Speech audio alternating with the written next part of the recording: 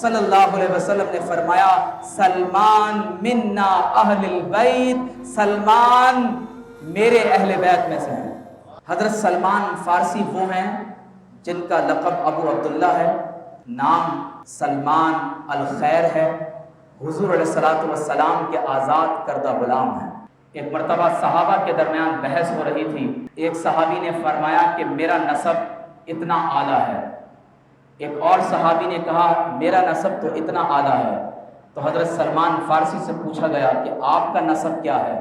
تو فرمایا انا ابن الاسلام، میں تو اسلام کا بیٹا ہوں، میں اسلام کا بیٹا ہوں۔ آپ وہ صحابی ہیں کہ جنہیں حضرت عیسیٰ بن مریم علیہ السلام کے صحابہ کی صحبت اختیار کرنے کا شرف عطا ہوا، اور پھر آپ کو حضور علیہ السلام کی صحبت بھی عطا ہوئی۔ اور بعض اہل علم کا یہ بھی کہنا ہے کہ آپ کو اللہ تعالیٰ نے حضرت عیسیٰ بن مریم علیہ السلام کی صحبت بھی عطا فرمائی۔ تو یہ بیک وقت عیسیٰ بن مریم کے بھی صحابی ہیں اور محمد الرسول اللہ کے بھی صحابی ہیں علی نبینا و علیہ السلام۔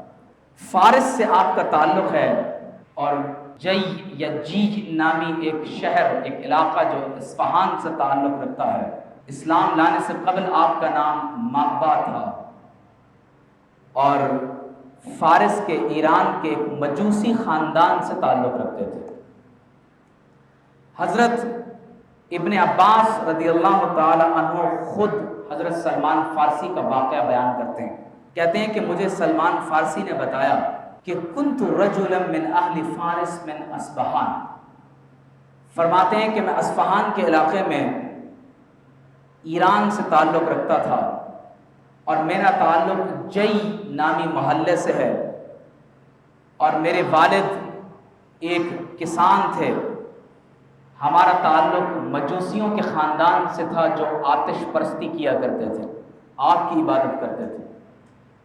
کہتے ہیں وَكُنْتُ أَحَبَّ الْخَلْقِ إِلَيْهِ، فرماتے ہیں میں اللہ تبارک و تعالی کے فضل سے اپنے والد کے لیے روئے زمین پر سب سے محبوب ترین تھا۔ اٹیچمنٹ اپنے والد سے بتا رہے ہیں کہ میں اپنے والد کے لیے سب سے زیادہ محبوب ترین تھا۔ فَأَجْلَسَنِي فِي الْبَيْتِ كَالْجَوَارِ، میرے والد نے مجھے گھر میں جیسے کنواری لڑکیوں کو چھپا کر رکھتے ہیں، میرے والد نے میری حفاظت ایسے کی تھی کہ یہ گھر سے باہر جائے کوئی اس کو نقصان نہ پہنچا دے، لڑکیوں کی طرح مجھے گھر میں رکھا ہوا تھا۔ فرماتے ہیں میں نے فارسی زبان سیکھنے میں بڑی محنت اور کوشش کی اور فارسی ادب کو سیکھا۔ کہتے ہیں کہ فی المجوسیۃ فکنت فی النار التی توقد فلا تخبو، کہتے ہیں ہمارے خاندان میں ایک مجوسی مذہب کی خدمت یہ تھی کہ ہم اس آگ کو ہمیشہ جلتے رہنے دیتے تھے جو مجوسی مذہب میں نعوذ باللہ جس کی عبادت کی جاتی تھی، اور اس آگ کو کبھی بجھنے نہیں دیا جاتا تھا۔ آپ سوچیں کہ ایک شخص جو مجوسیوں کے خاندان میں پیدا ہوا، باپ زوراسترینزم کا ماننے والا ہے، اور پارسی مذہب میں مجوسیوں کے مذہب میں وہ ایک ایسا اعلیٰ مقام رکھتا ہے جو صدیوں سے جلنے والی آگ کو کبھی بجھنے نہیں دیتا۔ جب اللہ تبارک و تعالیٰ کسی پر اپنا فضل فرماتا ہے تو اس کی ملاقات اپنے نیک بندوں سے کروا دیتا ہے۔ حضرت سلمان فارسی رضی اللہ تعالیٰ عنہ فرماتے ہیں کہ ایک دن میرے والد نے مجھ سے کہا کہ میں بہت مصروف ہوں، اپنی زمینوں پر نہیں جا سکتا، تو اے میرے پیارے بیٹے ایسا کرو کہ آج میرے بجائے تم میری زمینوں پر چلے جاؤ۔ تو حضرت سلمان فارسی فرماتے ہیں کہ میں اپنے گھر سے نکلا، اور جب میں اپنی زمینوں کی طرف جانے لگا تو فمررت بکنیسۃ النصارى، فرماتے ہیں کہ رستے میں میں نے نصارہ کا ایک چرچ دیکھا، وہم یصلون، وہ نماز پڑھ رہے تھے، اللہ تعالیٰ کی عبادت کر رہے تھے۔ ابھی حضور علیہ الصلوۃ والسلام کی بعثت یا آقا علیہ الصلوۃ والسلام کی بعثت سے اور ولادت سے تقریباً 300 برس پرانا واقعہ ہے۔ فرماتے ہیں کہ وہ مسجد میں کنیسہ میں عبادت کر رہے تھے، میں ان کی طرف قلبی طور پر مائل ہو گیا، اور ان کی عبادت کا طریقہ مجھے بہت پسند آیا، اور میں نے کہا ھذا واللہ خیر من دیننا، ہم آگ کی عبادت کرتے ہیں، ان لوگوں کا مذہب ہمارے مذہب سے زیادہ بہتر ہے۔ فرماتے ہیں فَأَقَمْتُ عِنْدَهُمْ حَتَّى غَابَتِ الشَّمْسُ، فرماتے ہیں کہ میں ان کے پاس اللہ کی عبادت کرتا رہا، نماز پڑھتا رہا، یہاں تک کہ سورج غروب ہو گیا۔ نہ میں اپنے زمینوں پر کام کرنے کے لیے گیا، اور نہ میں اپنے والد کے پاس واپس گیا، یہاں تک کہ میں مغرب کے وقت تک، سورج غروب ہونے تک وہاں رہا۔ میرے والد نے اپنے کارندے مجھے تلاش کرنے کے لیے دوڑا دیے۔ جب میں اپنے والد کے پاس پہنچا تو میں نے انہیں بتایا کہ میں نے ایک کنیسہ میں کچھ لوگوں کو نماز پڑھتے ہوئے دیکھا، میں نے ان کے ساتھ اللہ کی عبادت کی، اور مجھے ان کا دین اچھا لگا، اور مجھے یہ معلوم ہو گیا ہے کہ ان دینہم خیر من دیننا، کہ ان کا دین ہمارے دین سے بہتر ہے۔ تو باپ نے کہا کہ اے میرے بیٹے، تیرا اور تیرے باپ دادا کا دین حضرت عیسیٰ علیہ السلام کے دین سے زیادہ بہتر ہے، نعوذ باللہ من ذالک۔ تو آپ فرماتے ہیں کہ جب میرے والد کو جب میرے بارے میں معلوم ہوا اور انہوں نے مجھے نصیحت کی کہ ہمارا دین بہتر ہے، تو میں نے کہا کلا واللہ، ہرگز نہیں، اللہ کی قسم، عیسیٰ بن مریم کا دین ہمارے دین سے زیادہ بہتر ہے۔ اور یاد رکھ لیں کہ حضرت عیسیٰ بن مریم علیہم السلام، حضرت موسیٰ علیہ السلام، حضرت داؤد و سلیمان علیہ السلام، حضرت ابراہیم علیہ السلام، اللہ کے ان تمام انبیاء نے جس دین کی تبلیغ فرمائی ہے وہ دین اسلام ہے، اور اس دین کا اکمال اور اتمام اللہ کے آخری نبی محمد الرسول اللہ صلی اللہ علیہ وسلم نے فرما دیا۔ تو کہتے ہیں جب میں نے والد کو کہا کہ نہیں، ہمارا دین اچھا نہیں، اسلام اچھا ہے، فخافنی وقیدنی، تو وہ باپ جو مجھے شدید ترین محبت کرتا تھا، اس نے میرے ہاتھ پاؤں میں بیڑیاں ڈال کر مجھے گھر میں قید کر دیا۔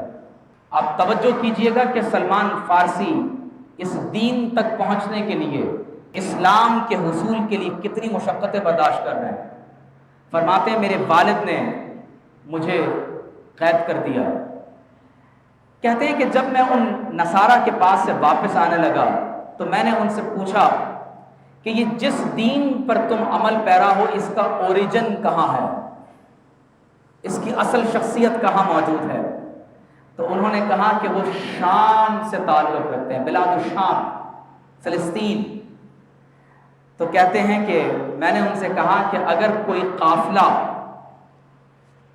اس علاقے سے شام کی طرف جانے لگے تو مجھے خبردار کر دینا، میں تمہارے دین کو قبول کرنا چاہتا ہوں۔ تو حدیث میں آتا ہے کہ سلمان فارسی فرماتے ہیں کہ ان اساقفہ نے مجھے ایک روز پیغام بھیجا کہ ایک قافلہ شام کی طرف جا رہا ہے۔ تو کہتے ہیں میں نے اپنے گھر میں اپنی بیڑیاں اتاری، اپنے والد کو چھوڑا، اپنی زمینوں کو چھوڑا، اپنے سابق پارسی مذہب کو چھوڑا، اور اس شام کی طرف جانے والے قافلے میں ان کے ساتھ ہو گئے۔ فرماتے ہیں حتی اتیت الشام، شام پہنچ گئے۔ آپ نے کبھی دین کے حصول کے لیے کسی دوسرے ملک کا سفر کیا ہے؟ تھوڑی دیر کے لیے سوچئے گا، آپ اپنے گھر سے نکلے، یہاں پہنچے، حضرت آپ کو قرآن کا درس دے رہے، سبحان اللہ۔ آپ پچھلی گلی سے نکلے، یہاں نماز ادا کر لی، آپ نے حدیث پاک کی تلاوت سننی تھی، محفل میں شریک ہو گئے۔ آپ سوچیں کہ سلمان فارسی نے دین کے علم کے حصول کے لیے اپنے والد کو، زمینوں کو ترک کیا، اور ان کے پاس ساز و سامان نہیں ہے، شام چلے گئے۔ فرماتے ہیں حتی اتیت الشام، جب میں شام پہنچا تو میں نے کہا کہ اس وقت سب سے بڑے عالم کون ہیں؟ مجھے ان کی خبر دی گئی۔ فاتیتہ فاخبرتہ وقلت اکون معک اخدمک واصلی معک۔ اس عالم سے کہا میں آپ کی خدمت کروں گا اور آپ کے ساتھ میں نماز پڑھنا چاہتا ہوں۔ اس نے کہا ٹھیک ہے، تم میرے ساتھ رہو۔ فرماتے ہیں لیکن وہ شخص علماء سو میں سے تھا، وہ لوگوں سے صدقہ جمع کرتا اور بجائے اس کے کہ وہ عبادت گاہ میں یا لوگوں کی خدمت میں یا دین پر صرف کرتا، اس نے 7 ایسے مٹکے جمع کر لیے جس میں سونا اور چاندی بھرا ہوا تھا۔ فرماتے ہیں کہ جب اس کا انتقال ہوا تو میں نے لوگوں کو بتایا کہ یہ تو ایک عالم سو ہے، اس نے تو اپنے گھر میں 7 مٹکے سونے کے جمع کیے ہوئے ہیں، تمہارے صدقات کو اس نے درست مقام پر نہیں لگایا، اس نے تو دولت جمع کی ہے۔ تو فرماتے ہیں کہ لوگوں نے اس مردہ شخص کو صلیب پر لٹکایا اور پتھر مارے۔ فرماتے ہیں کہ اس کی جگہ ایک بڑے عالم فاضل شخص کو مقرر کر دیا گیا۔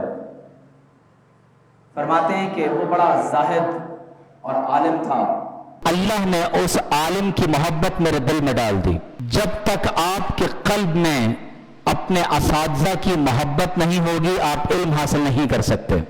علماء کی محبت دل میں نہیں ہوگی آپ حصول علم نہیں کر سکتے۔ تو فرماتے ہیں کہ یہاں تک کہ اس کی وفات کا وقت قریب آیا تو میں نے کہا مجھے کوئی وصیت فرما دے۔ تو اس عالم نے کہا کہ اس وقت روئے زمین پر ہمارے دین پر جو صحیح لوگ قائم ہیں وہ چند لوگ رہ گئے ہیں، ان میں سے ایک موصل عراق میں رہتا ہے، تو موصل چلے جاؤ۔ فرماتے ہیں کہ میں ان کی خدمت میں رہا یہاں تک کہ ان کا وصال ہو گیا۔ اب شام سے موصل تشریف لے گئے۔ آپ سوچ رہے ہیں فارس سے شام سے موصل تشریف لے گئے۔ فرماتے ہیں میری ملاقات ایک شخص سے ہوئی اور میں نے ان سے گزارش کی کہ میں آپ کی ساتھ خدمت کرنا چاہتا ہوں، اللہ کی عبادت کرنا چاہتا ہوں۔ انہوں نے کہا کہ ٹھیک ہے میرے ساتھ رہو۔ جب ان کے وصال کا وقت قریب آیا تو فرمایا کہ مجھے کوئی وصیت فرما ہے۔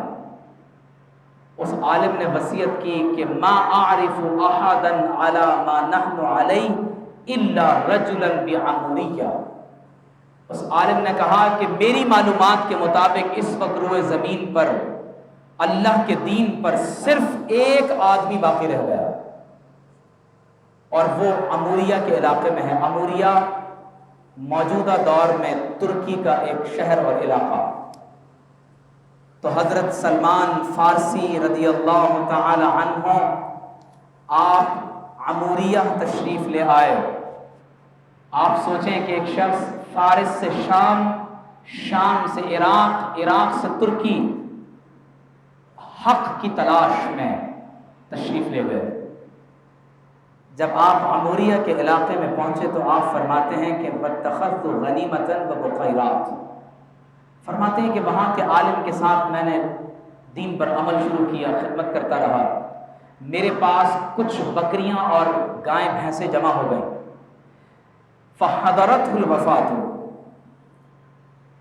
فرماتے ہیں کہ ان کی وفات کا وقت قریب آ گیا۔ فَقُلْتُ إِلَى مَنْ تُوصِي بِي۔ اب آپ مجھے کس کے سہارے چھوڑ کر جا رہے ہیں؟ تو کہا لا اعلم احدا اليوم على مثل ما كنا علیہ۔ اس عیسائی عالم نے کہا کہ اس وقت روئے زمین پر میری معلومات میں کوئی ایک فرد بھی ایسا نہیں ہے جو حضرت عیسیٰ بن مریم کے دین پر صحیح طور پر قائم ہو۔ ولیکن قد اضلک نبی یبعث بدین ابراہیم الحنفیہ۔ لیکن میں تمہیں یہ خبر دیتا ہوں کہ ان قریب اللہ تبارک و تعالی کے آخری نبی محمد الرسول اللہ صلی اللہ علیہ وسلم کی بعثت ہونے والی ہے، جو حضرت ابراہیم علیہ السلام کے دین پر ہوں گے۔ اور کہا کہ وہ ایک ایسی زمین کی طرف ہجرت کر کے جائیں گے جہاں پر کھجور کے درخت اگتے ہوں گے۔ اور حضرت سلمان فارسی رضی اللہ تعالی عنہ کو اس عیسائی راہب نے کہا کہ اللہ کے آخری نبی کی ایسی نشانیاں اور علامات ہوں گی کہ وہ تم سے کبھی چھپ نہیں پائیں گی۔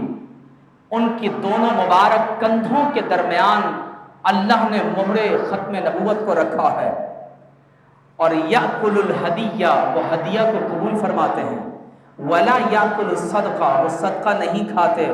اگر تمہارے لیے ممکن ہو تو اپنے مرنے سے پہلے حضور کی بارگاہ میں ضرور پہنچ جانا۔ تو حضرت سلمان فارسی فرماتے ہیں کہ اب یہ انتظار کرتے رہے کہ وہ شخص جس کو اللہ نے شام سے فارس سے شام، شام سے عراق، عراق سے ترکی پہنچا دیا، اب انتظار کرتے رہے کہ کاش یہاں سے کوئی قافلہ ایسا گزرے جو مجھے ایک ایسی سرزمین پر لے جائے کہ جہاں کھجور کے درخت اگتے ہوں، جو عالم عرب کی ایسی سرزمین ہو جہاں اللہ کے آخری نبی کے بعثت ہونے والی ہو۔ تو فرماتے ہیں کہ وہ وقت آیا کہ جب عرب کا بنو کلب کا ایک قبیلہ ہمارے شہر سے گزرا، اللہ اکبر، فرماتے ہیں کہ میں نے ان سے کہا کہ میں تمہاری صحبت کو اختیار کرنا چاہتا ہوں، بس تم سے ایک تمنا ہے، تحملونی الی بلادکم، تم مجھے اپنے بلاد عرب، اپنے شہروں کی طرف لے جاؤ، اور اس کے بدلے اپنی زندگی کی کل جمع پونجی، یہ تمام بکریاں، یہ تمام بھیڑیں، یہ تمام گائیں بھینسیں میں تمہارے حوالے کرتا ہوں۔ حضرت سلمان فارسی نے حضور علیہ الصلوۃ والسلام کی بارگاہ میں پہنچنے کے لیے اپنی ساری بکریاں، اپنی ساری گائیں، ساری بھینسیں آپ نے ان لوگوں کے حوالے کر دی۔ تو فرماتے ہیں کہ ان لوگوں نے میرے ساتھ دھوکہ کیا، اللہ دھوکہ کیا، فباعونی من رجل من الیہود، تو فرماتے ہیں کہ مجھے ایک یہودی کے ہاتھ فروخت کر دیا، اور وہ یہودی حضرت سلمان فارسی رضی اللہ تعالی عنہ کو اپنے ساتھ غلام بنا کر مدینہ طیبہ لے آئے۔ تو سلمان فارسی رضی اللہ تعالی عنہ جنہوں نے اپنا سفر فارس اور ایران سے شروع کیا، اپنے والد کے گھر کو چھوڑا، والد کی محبت کو چھوڑا، اپنی زمینوں کو چھوڑا، اپنے مذہب کو چھوڑا، شام سے سفر کرتے کرتے عراق پہنچے، پھر ترکیہ پہنچے، اموریہ سے آپ بالآخر سفر کرتے کرتے اپنا سب کچھ قربان کر کے ایک آزاد انسان کی حیثیت سے اپنے لیے سفر کرنا چاہتے تھے۔ انہوں نے آپ کو غلام بنا کر فروخت کیا، اور قربان جائیں کہ حضرت سلمان فارسی نے جس غلامی کو قبول کیا، اس غلامی کی بدولت انہیں محمد الرسول اللہ کی غلامی عطا ہو گئی صلی اللہ علیہ وسلم۔ حضرت سلمان فارسی فرماتے ہیں کہ فباعونی من رجل من الیہود، کبھی اللہ کی طرف سے اگر کوئی آزمائش آ جائے، کوئی پریشانی آ جائے، قل کل من عند اللہ، یہ اللہ کی طرف سے آزمائش، اگر بندہ تقوی اختیار کرے، صبر کر لے، تو پروردگار عالم پھر ماجرا یہ فرماتا ہے کہ حضرت یوسف کے بھائی انہیں اندھے کنویں میں ڈال دیتے ہیں، اور اللہ تبارک و تعالی انہیں مصر کی بادشاہت عطا فرما دیتا ہے۔ انہوں نے حضرت سیدنا سلمان فارسی کو ایک یہودی کے ہاتھ فروخت کر دیا۔ حضرت سلمان فارسی نے اس پر انکار نہیں کیا، فرمایا کوئی بات نہیں، مجھے غلام بنا کر فروخت کر دیا، کوئی بات نہیں، میری بکریاں، میرے ریوڑ، میری گائیں سب کچھ لے لیا، ارے کوئی فرق نہیں پڑتا، یہ گھاٹے کا سودا نہیں، اگر مجھے غلام بنا کر حضور کے شہر کے بازار میں فروخت کر دیا جائے۔ مدینہ طیبہ پہنچ گئے، فرماتے ہیں فرأیت النخل، جیسے ہی میں نے کھجور کے درختوں کو دیکھا، فعلمت انہ البلد الذی وصف لی، فرماتے ہیں اللہ کی قسم میں نے فوراً جان لیا کہ یہ وہی شہر ہے جس کی آمد کی برکت کا ذکر مجھے میرے استاد نے کیا تھا۔ فرماتے ہیں کہ فاقمت عند الذی اشترانی، فرماتے ہیں میں اس کے پاس رہا، اس کے باغوں کی خدمت کرتا رہا، صرف ایک تمنا ہے کہ میں ان کھجوروں کے باغوں میں خدمت کر رہا ہوں، اور اللہ کے آخری نبی محمد الرسول اللہ صلی اللہ علیہ وسلم کی جائے ہجرت جس مقام کو بتایا گیا ہے، وہ وہی علاقہ ہے جہاں عرب میں کھجوروں کے درخت اگتے ہوں گے۔ خدمت کرتے رہے۔ فرماتے ہیں کہ قدم علیہ رجل من بنی قریظہ فاشترانی منہ، فرماتے ہیں اس یہودی نے بس نہیں کیا، اس نے بنو قریظہ کے ایک اور یہودی کو مجھے فروخت کر دیا۔ حضرت سلمان فارسی نے چون و چرا سے کام نہیں لیا، معلوم ہے کہ میں جس شہر میں ہوں، جن کھجوروں کے باغوں میں خدمت کر رہا ہوں، یہ محمد رسول اللہ صلی اللہ علیہ وسلم کا مبارک شہر ہے۔ فرماتے ہیں کہ جب میں بنو قریظہ میں پہنچا تو مجھے اندازہ ہو گیا کہ یہ وہی شہر مبارک ہے جہاں اللہ کے آخری نبی محمد الرسول اللہ صلی اللہ علیہ وسلم کی بعثت ہوگی۔ فرماتے ہیں کہ میں بنو قریظہ کے علاقے میں آ گیا اور وہاں پر ایک روز ایک عجیب و غریب واقعہ ہوا۔ فرماتے ہیں کہ میں درخت کے اوپر چڑھ کر کھجوریں اتار رہا تھا تو اچانک ایک شخص آیا اور اس نے لوگوں کو جمع کیا اور کہا کہ لوگوں تمہیں معلوم ہے کہ مکہ مکرمہ سے ایک شخص آیا ہے اور وہ یہ اعلان کر رہا ہے کہ وہ اللہ کے آخری نبی محمد الرسول اللہ صلی اللہ علیہ وسلم ہے۔ اللہ اکبر اللہ اکبر اللہ اکبر۔ وہ لمحہ آ گیا جس کا انتظار حضرت سلمان فارسی صدیوں سے فرما رہے تھے۔ آپ فرماتے ہیں کہ جس وقت میں نے یہ خبر سنی میرے پورے وجود میں ایک لرزہ طاری ہو گیا۔ کھجور کا درخت گویا کہ اس میں زلزلہ آ گیا اور قریب تھا کہ میں کھجور کے اس درخت سے نیچے گر پڑتا۔ فرماتے ہیں میں جلدی جلدی نیچے اترا، پھر پوچھا کہ ما ھذا الخبر، مجھے بھی بتاؤ کہ کیا ہوا ہے۔ تو فرماتے ہیں کہ فلکمنی صاحبی لقمتن، فرماتے ہیں کہ میرے آقا نے مجھے زور سے ایک گھوسا مارا اور کہا وما انتا وذاکا، کہا کہ تیرا اس سے کیا کام۔ حضرت سلمان فارسی رضی اللہ تعالیٰ عنہ فرماتے ہیں کہ میں نے اپنے کام کو شام تک مکمل کیا۔ جب کام سے چھٹی ہوئی تو زندگی میں جو کچھ کھجوریں اور ساز و سامان جمع کیا تھا میں وہ لے کر قباء کے مقام پر حاضر ہوا اور معلوم ہوا کہ اللہ کے آخری نبی محمد الرسول اللہ صلی اللہ علیہ وسلم مسجد قباء میں اپنے صحابہ کے ساتھ تشریف فرما۔ اللہ اکبر اللہ اکبر۔ تو فرماتے ہیں کہ میں نے حضور کی بارگاہ میں عرض کیا یا رسول اللہ صلی اللہ علیہ وسلم اجتمع عندی، یہ سارا زندگی کی جمع پونجی یہی ہے، اردت ان اتصدق بہ، میں آپ کی بارگاہ میں صدقہ پیش کرنا چاہتا ہوں۔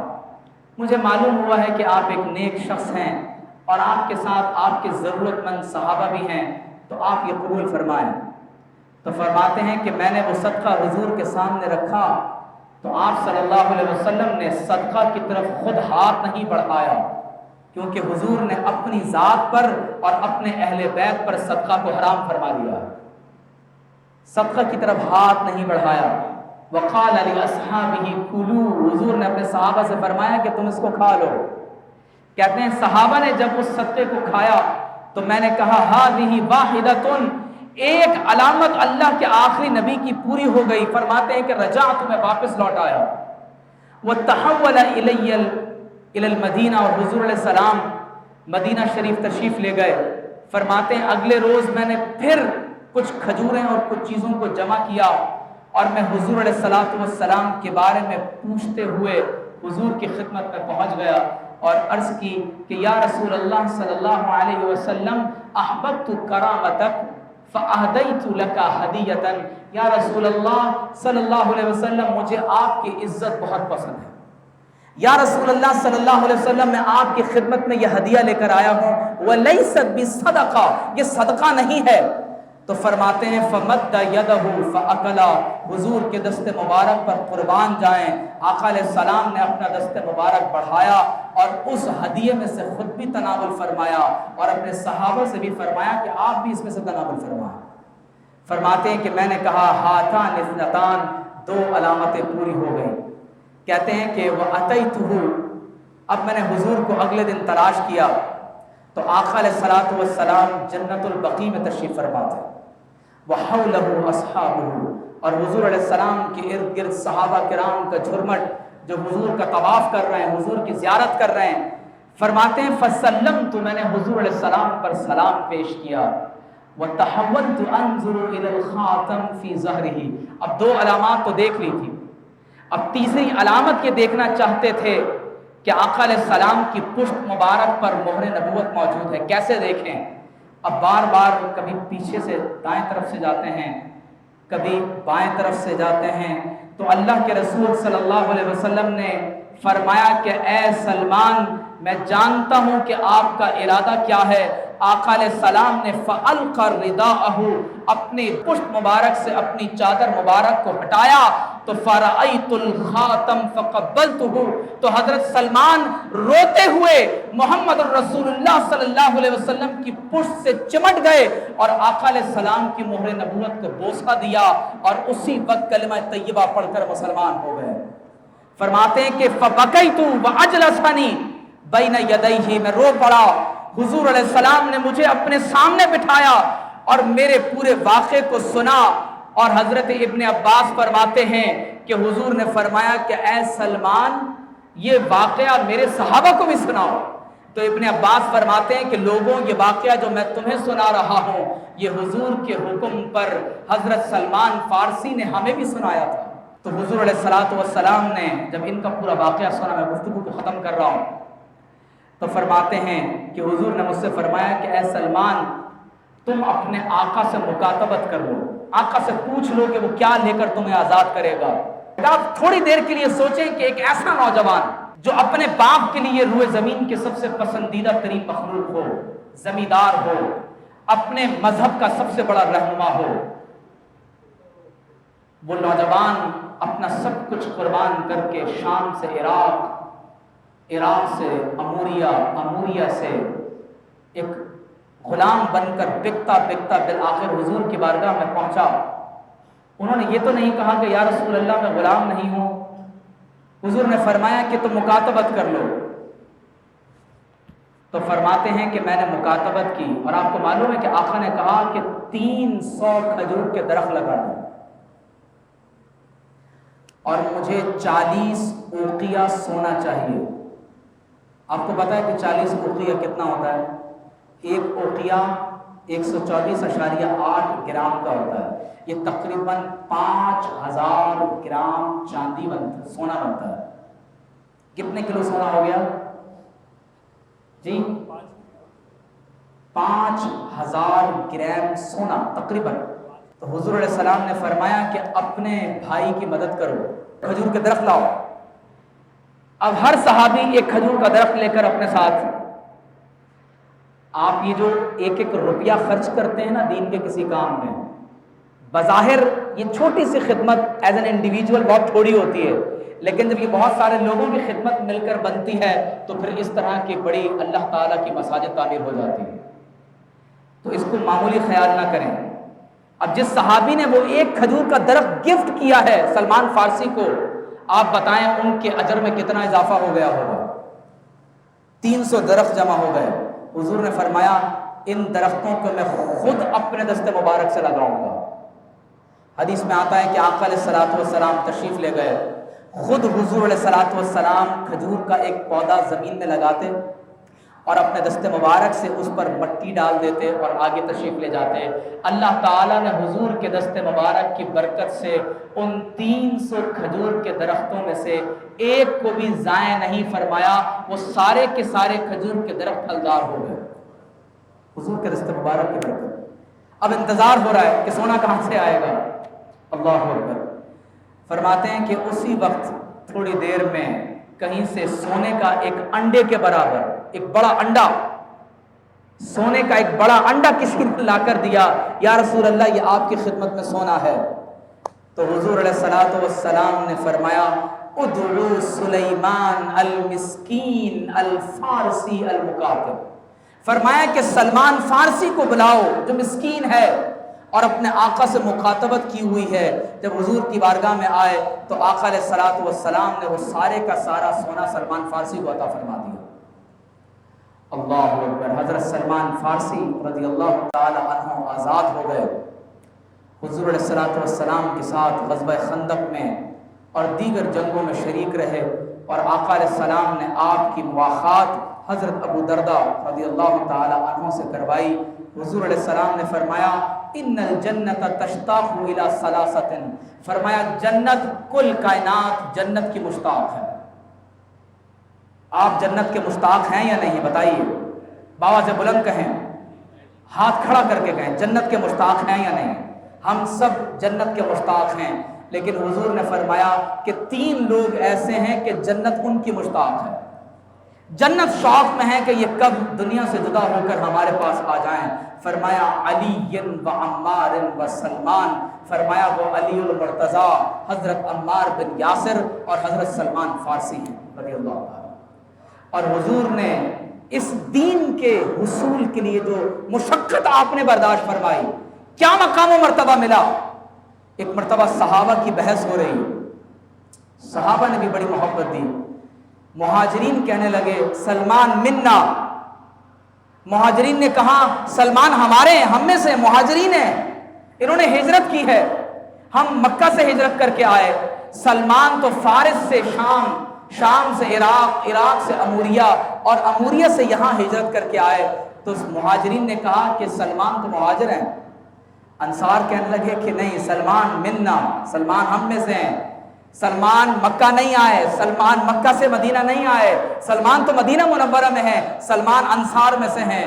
تو قربان جائیں کہ محمد الرسول اللہ صلی اللہ علیہ وسلم نے فرمایا سلمان منا اہل البیت، سلمان میرے اہل بیت میں سے ہیں۔